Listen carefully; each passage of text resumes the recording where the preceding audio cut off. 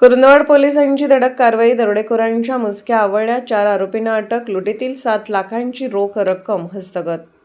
कुरुंदवाड परिसरात 80,000 रुपये तोळा दराने सोने देण्याचे आमिष दाखवून पिस्तुलाचा धाक दाखवत तब्बल 10,35,200 रुपयांचा दरोडा टाकणाऱ्या टोळीचा पर्दाफाश करण्यात कुरुंदवाड पोलिसांना मोठे यश आले आहे.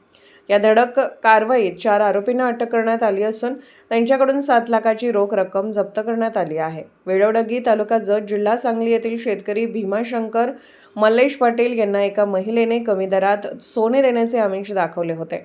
त्यानुसार 15 मे रोजी ते मित्र दुष्यंत भोसले यांच्यासह कुरुंदवाड येथे आले. कुरुंदवाड मजरेवाडी मार्गावरील एका पोल्ट्री फार्म जवळील खोलीत त्यांना नेण्यात आले.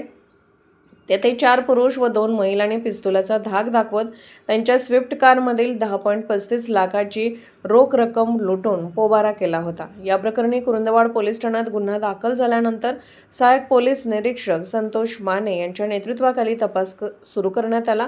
गोपनीय माहितीच्या आधारे पोलिसांनी संशयिताचा माग काढत मेहरुम अल्ताफ सरकावस, मुस्ताक साहेब हुसेन पटेल, सुनील निवृत्ती पाटील आणि प्रवीण जयसिंग आकुर्डे या 4 आरोपींना अटक केली. आरोपीकडून दरोड्यातील 7 लाखाची रोख रक्कम हस्तगत करण्यात आली आहे. ही कारवाई पोलीस अधीक्षक निलोत्पल, अपर पोलीस अधीक्षक अण्णासाहेब जाधव आणि उपविभागीय पोलीस अधिकारी विक्रांत गायकवाड यांच्या मार्गदर्शनाखाली सहाय्यक पोलीस निरीक्षक संतोष माने, पोलीस उपनिरीक्षक जीवन पाटील तसेच ज्ञानदेव सानप, संतोष साबळे, सागर खाडे, सचिन पुजारी, अविनाश भोसले, गणेश जडे, महिला पोलीस अंमलदार निशा शेटके, राजश्री देसाई आणि सुप्रिया जगदाळे यांच्या पथकाने यशस्वीरित्या पार पाडले.